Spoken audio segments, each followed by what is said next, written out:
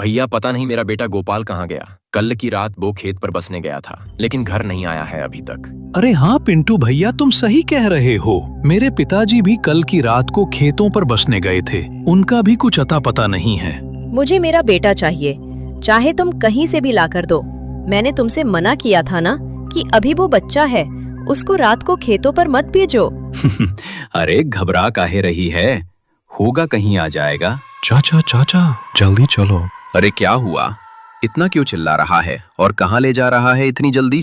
अरे चाचा जी, मैं जब खेतों से आ रहा था तो मुझे मुकेश के खेत के पास में 2 मरे हुए लोग दिखे हैं। जल्दी चलो। हे भगवान, कहीं ये गोपाल और लखवीर तो नहीं है? नहीं नहीं, वो नहीं हो सकते। अरे पिंटू भैया, हमको जल्दी चलकर देखना चाहिए। तुम्हारा बेटा और मेरे पिताजी कल रात से गायब है। चलो जल्दी देखते हैं। हाँ भाई, तुम सही कह रहे हो, चलो चलकर देखते हैं। वो सब उनको देखने जाने लगते हैं,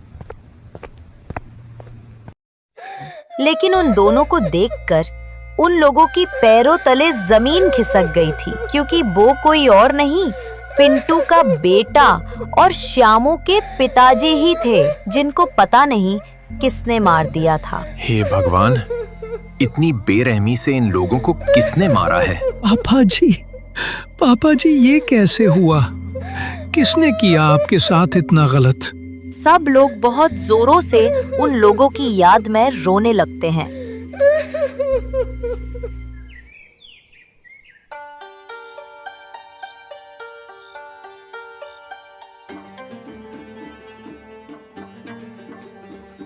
भाग्यवान, मैं खेतों पर जा रहा हूँ। तुम और टीपू आराम से सो जाना, ठीक है? तुम कहीं मत जाओ, बाहर कोई साया घूम रहा है जो लोगों को मार देता है। अरे पागल, कोई साया माया नहीं है। उन लोगों को शायद किसी ने मारने की सपारी दी थी। कोई साया माया नहीं होता है। लालाराम खेतों की ओर जाने लगता है। वह मस्ती के साथ गाते हुए जा रहा था। वाह, आज चांद कितना सुंदर दिख रहा है। मन तो करता है इससे ऊपर चला जाऊं। वो इतना कह ही रहा था जब तक चांद के आगे एक बड़ी सी छाया आ जाती है। अरे ये क्या, ऐसा पहले तो कभी नहीं हुआ। ये अचानक चांद के आसपास ये छाया कैसी? अचानक से मौसम भी अपनी करवट बदल देता है। भयंकर आंधी चलने लगती है। अरे ये हो क्या रहा है मेरे साथ? पहले चांद के आगे कोई छाया दिखी थी और अभी अचानक मौसम कैसे बिगड़ गया? अब तक लालाराम की हिम्मत तो ठीक ठाक काम कर रही थी, लेकिन उसको उसकी पत्नी की बात जैसे ही याद आती है, वो डर से टूट जाता है। अरे बाप रे, ये तो सच में कोई छलावा है। अब मैं क्या करूं? लालाराम थोड़ा चलने लगता है। तभी उसके सामने रोते रोते एक औरत आ जाती है। अरे कौन हो तुम और रो क्यों रही हो?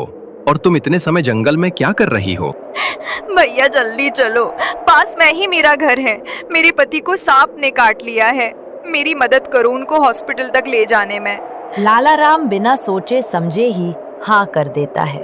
तुम चिंता मत करो, जितनी मुझसे होगी उतनी मदद मैं जरूर करूंगा तुम्हारी। चलो। लालाराम उसके साथ जाने लगता है। उसको चलते चलते बहुत समय हो गया था। अरे कितनी दूर और है तुम्हारा घर? पीछे से कोई आवाज नहीं आती है। लालाराम एक बार और पूछता है। अरे बहन जी, कितनी दूर और है तुम्हारा घर? दूसरी बार मैं भी कोई आवाज नहीं आती। तभी लालाराम को एक बात याद आती है। अरे ये मैं कहाँ जा रहा हूँ? ये जंगल तो मेरा सारा देखा हुआ है, इसमें तो कोई घर नहीं है। फिर ये कौन है जो मुझे ले जा रही है? लालाराम जैसे ही पीछे देखता है तो उसे हार्ट अटैक आ जाता है। वही अपनी दम तोड़ देता है।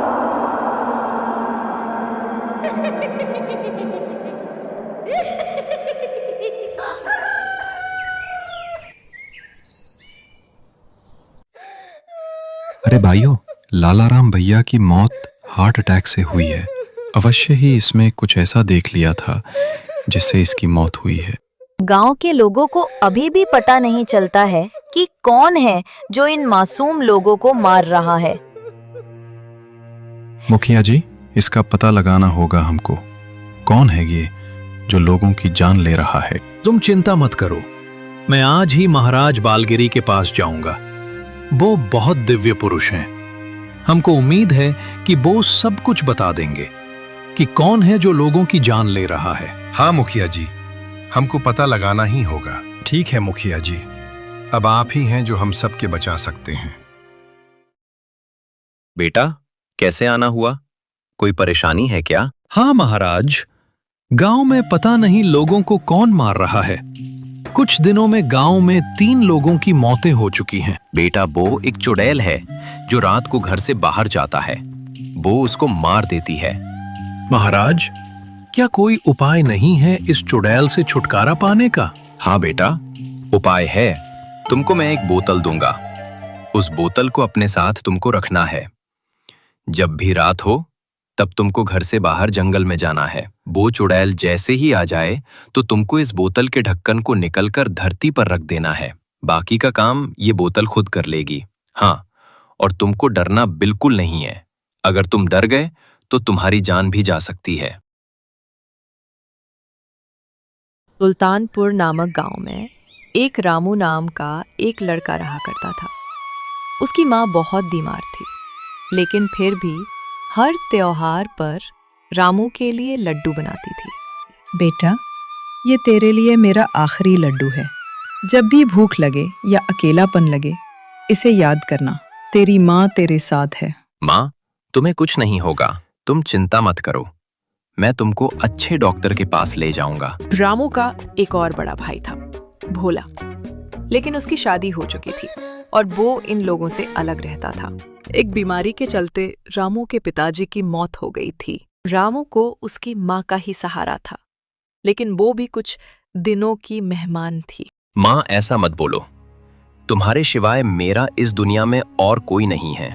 तू चिंता मत कर मेरे लाल, मैं अभी तुझे छोड़कर नहीं जाऊंगी।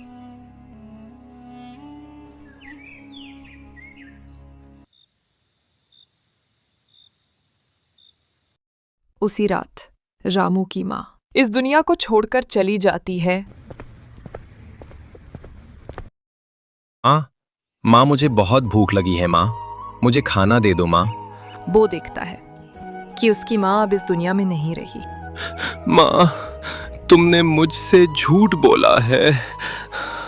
तुमने क्या कहा था कि तुम मुझे छोड़कर नहीं जाओगी? माँ।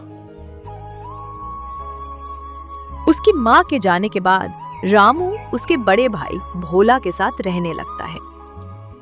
रामू हर समय उसकी माँ और बाप को याद करता रहता। हे भगवान, तूने मेरी माँ को भी मुझसे छीन लिया। अब मैं क्या करूँगा इस दुनिया में? जब तक रामू की भाभी आ जाती है।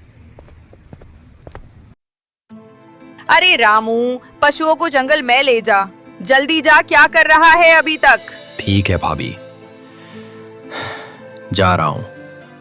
थोड़ी माँ की याद आ गई थी। अरे मर गई तेरी माँ।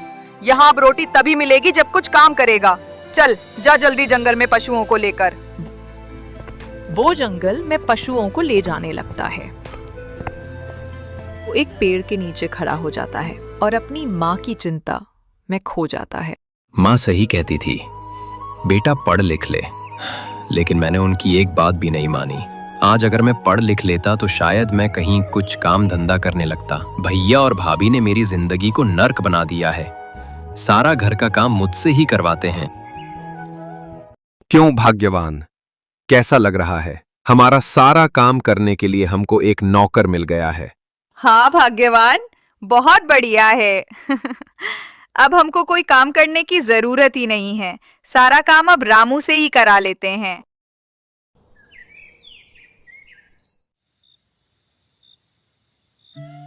शाम होते ही रामू पशुओं को घर की ओर लाने लगता है। रामू, जाओ खेतों पर बसने चले जाओ। वहां जंगली पशु आते हैं। अगर वो हमारे खेत में घुस गए तो सत्यानाश कर देंगे। भैया, मैं अभी अभी तो जंगल से पशुओं को लाया हूँ। बहुत भूख लगी है। पहले खाना खाने दो, उसके बाद चला जाऊंगा। अरे मुझसे मुंह लड़ाता है। खाना वहीं टिफिन में पैक करके ले जा, वहीं खा लेना। बेचारा रामू करता तो करता भी क्या, उसका अब इन दोनों पे सिवाय इस दुनिया में और कोई नहीं था।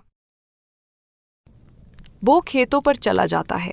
मुझे छोड़कर तुम क्यों चली गई? तो मेरी जिंदगी नर्क बना के रख दी। मैं अब क्या करूं? मेरी शादी भी नहीं हुई जो अपना अलग परिवार बसा सकूं। रामू रोते रोते सो जाता है।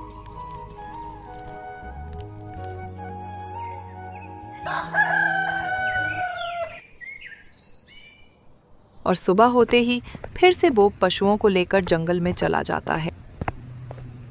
एक दिन रामू को देखने लड़की वाले आते हैं। क्या भाई आप हमारी बेटी से अपने छोटे भाई का रिश्ता करोगे? भोला सोचने लगता है। वो जनता था अगर रामू की शादी करवा दी तो वो अपना आधा हिस्सा भी ले लेगा और उसका काम करने वाला नौकर भी चला जाएगा। नहीं भाई, अभी मेरा भाई कॉलेज कर रहा है, मैं अभी उसकी शादी नहीं कर सकता।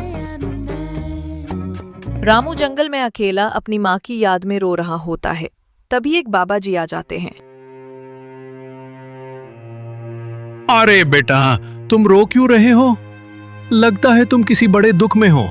हाँ महाराज, मैं बहुत बड़े नर्क में जी रहा हूँ। मेरी माँ बाप के जाने के बाद मेरे इस दुनिया में भाभी और भाई के सिवाय कोई नहीं है और वो मुझसे रात दिन काम कराते हैं।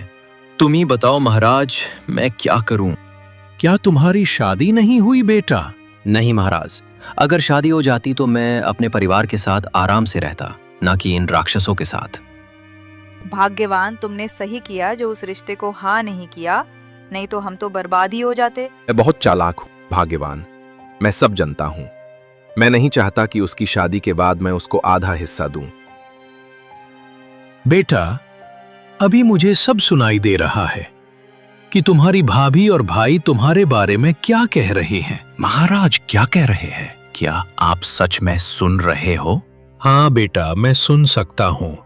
आज तुम्हारी शादी को लेकर एक रिश्ता आया था, लेकिन तुम्हारे भाई ने लालच बस उसे ठुकरा दिया। कैसा लालच महाराज? और अगर मेरी शादी का रिश्ता सच में आया तो उन्होंने किया क्या? बेटा, वो नहीं चाहते हैं कि तुम्हारा आधा हिस्सा तुम्हारी शादी के बाद तुमको देना पड़े, इसलिए उन्होंने ये रिश्ते के लिए मना कर दिया। महाराज, मैं कर भी क्या सकता हूँ? मेरी जिंदगी तो पहले से ही बर्बाद हो चुकी है। अब शादी और नहीं हो सकती है तो कोई बात नहीं, जैसी भगवान की इच्छा। ऊपर वाला मुझे जैसे रखेगा मैं वैसे ही रहूंगा। बेटा, तू चिंता मत कर। तू जब घर की ओर जाएगा तो तुझे एक सोने का कलश मिलेगा। उस कलश से तू अमीर बन जाएगा। तेरा खुद का अलग से परिवार होगा। क्या सच में महाराज? ऐसा हो गया तो बहुत मजा आ जाएगा। लेकिन बेटा, एक बात ध्यान में रखना, ये कलश केवल तुम्हारे लिए है, इसको उन लोगों को मत देना। ठीक है महाराज, मैं किसी को नहीं दूंगा। रामू पशुओं को लेकर अपने घर की ओर जाने लगता है। तभी रास्ते में उसे वही कलश दिख जाता है जैसा उस बाबा जी ने बताया था। अरे वाह, ये तो चमत्कार हो गया। महाराज ने जैसा बताया था ये तो वैसा ही हो गया। रामू उस कलश को लेकर जाने लगता है। अगर ये कलश को मैं घर ले गया तो वो लोग देख लेंगे और मुझसे जल्दी ही छीन लेंगे। मैं इसके कहीं छुपा देता हूँ। रामू उस कलश को छुपाकर घर की ओर जाने लगता है। आ गया तू, चल टिफिन को उठा और खेतों पर चला जा। नहीं भैया, मैं अब कहीं नहीं जाऊंगा। मैं अब तुमसे अलग रहूंगा और अपना एक परिवार बनाऊंगा। तेरा दिमाग तो ठीक है, तू क्या बोल रहा है? मुझे तुझे पता भी है मेरी बदौलत ही तू अभी जिंदा है, नहीं तो तू कब का मर जाता भूख से। भैया, आप ये मत भूलो कि ये घर, मैं जितना अधिकार आपका है उतना ही अधिकार मेरा भी है। अधिकार? बेटा, अधिकार तो तेरा उसी दिन खत्म हो गया था जिस दिन माँ और बाबूजी इस दुनिया से चले गए थे। अधिकार छोड़, अब तुझे इस घर में रोटियां तक नहीं मिलेंगी। चल निकल घर से बाहर। निकल तो मैं वैसे ही रहा हूँ, मुझे नहीं रहना तुम्हारे साथ। रामू वहां से चला जाता है। कुछ दिन गुजर जाते हैं और रामू एक आलीशान घर बनवा लेता है और उसकी शादी भी हो जाती है और उसके पास आज 100 बीघा जमीन भी होती है। रहने की सारी सुविधाएं थी उसके पास। अरे ये रामू कर क्या रहा है? कुछ समझ में ही नहीं आता। ये तो मुझसे कहीं गुना ज्यादा अमीर हो गया। ऐसा क्या हाथ लग गया इसके? इसके पास तो कुछ भी नहीं था। हाँ भाग्यवान, मैं भी बहुत परेशान हूँ। क्या ये वही रामू है जिसको हमने नौकर बना के रखा था?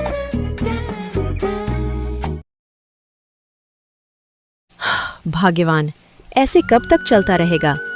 तुम कोई और काम क्यों नहीं ढूंढ लेते हो? सुनीता, हमको हार नहीं माननी चाहिए, और वैसे भी हमारे पास समोसे बेचने के सिवाय भी तो कोई और काम नहीं है। किसी दिन हमारी स्थिति इतनी खराब हो जाएगी कि हम लोग भूखा मरेंगे। अरे कुछ नहीं होगा भाग्यवान, तुम चिंता मत करो। तुम खाना बनाओ, तुम जल्दी। मुझे समोसे बेचने भी जाना है। मैं थोड़ा आराम करने जा रहा हूँ जब तक तुम खाना बनाओ। हे भगवान, कब सुनेगा तू इस गरीब की? हमेशा से ही मैं गरीबी से लड़ते आ रहा हूँ। सुख नाम की चीज तो मैंने कभी देखी ही नहीं। अरे सुनते हो, घर पर लकड़ी नहीं है, खाना कैसे बनाऊं? जाओ जंगल में जाकर लकड़ियां ले आओ जल्दी। ठीक है भाग्यवान, जाता हूँ, बस अभी लाता हूँ। वो अपनी कुल्हाड़ी लेकर जंगल में लकड़ी लेने जाने लगता है।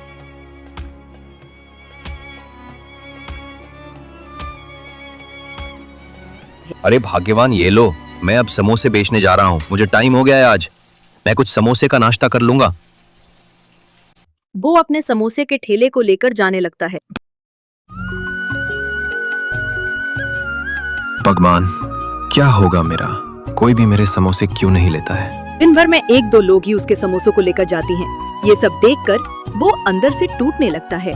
आज तो 2 ही लोग समोसों को लेकर गए हैं। इतने से क्या होगा? शाम भी हो चुकी है अब तो।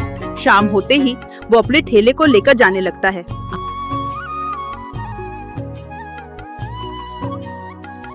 आज कितनी कमाई हुई है जी? आज तो सिर्फ 2 लोग ही समोसों को लेकर गए हैं। हमारे पास थोड़े से और पैसे बचे हैं और कुछ दिनों में बच्ची की स्कूल की फीस भी देना है। कैसे होगा हमारा गुजारा? हमारे समोसे लगता है स्वादिष्ट नहीं होते हैं, इसलिए कोई नहीं लेता है। हम समोसों की रेट को और भी कम करेंगे। अब से 5 रुपए का समोसा रेट रहेगी। भाग्यवान, 5 रुपए से क्या होगा? इतना रुपए से हमारा घर नहीं चलेगा। भाग्यवान, लेकिन इसके सिवाय भी तो हमारे पास कोई और काम नहीं है।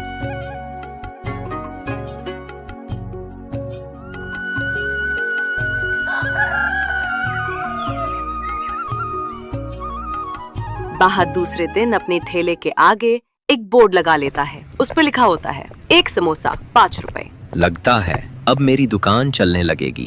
तभी कुछ लोग आते हैं और समोसे खाने लगते हैं। अरे वाह, कितना स्वादिष्ट समोसे बनाते हो, मजा आ गया। धीरे धीरे लोग श्यामू के समोसे ले जाने लगते हैं। बस ऊपर वाले इसी तरह मेरी दुकान चलती रहे, जिससे मेरा गुजारा हो जाएगा। श्यामू बहुत खुश होता है क्योंकि अब उसके समोसे लोग पसंद करने लगते हैं।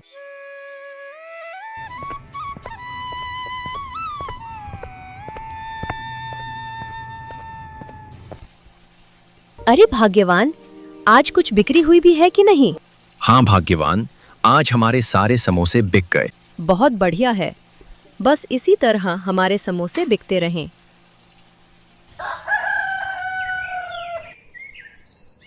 वो दूसरे दिन फिर से अपने समोसों के ठेले को लेकर जाने लगता है। तभी वहां पे गांव का सरपंच आ जाता है। अरे श्यामू भाई, जहां तुमने इस ठेले को लगाया है वो एक गैर कानूनी जगह है।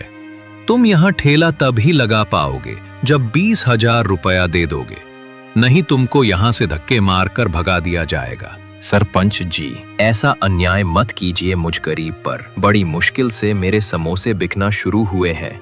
मेरे पास इतना पैसा नहीं है सरपंच जी। देखो भाई, मैं कुछ नहीं जानता हूँ। तुमको जो बोला गया है भाई करना होगा। इतना कहकर सरपंच वहां से चला जाता है और श्यामू भी अपने घर की ओर निकल जाता है। लेकिन उसको अब एक नई परेशानी ने घेर लिया था। क्या हुआ भाग्यवान, आप इतने उदास क्यों हो? अरे भाग्यवान, अब एक नई ही मुसीबत हमारे ऊपर आ गई है। कैसी मुसीबत जी?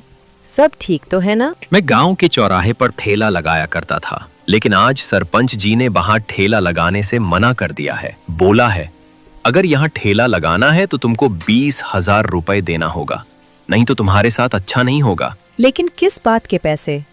और हम इतना पैसा उसको क्यों देंगे? लेकिन भाग्यवान, अब हम लोगों को क्या करना चाहिए? तुम ठेला लगाओ, जो होगा देख लेंगे। शामू की पत्नी शामू को थोड़ा हिम्मत देती है।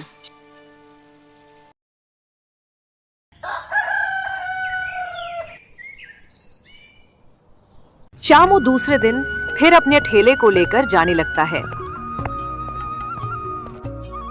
तभी सरपंच 2-3 लोगों को लेकर आता है और शामू के ठेले को तोड़वा देता है। सरपंच जी, आपने ऐसा क्यों किया? मुझ गरीब का ठेला क्यों तोड़ दिया? देखा शामू, मैंने पहले ही कहा था ना कि अगर यहाँ ठेला लगाना है तो पैसा देना होगा, लेकिन तुमने इसको मजाक समझा।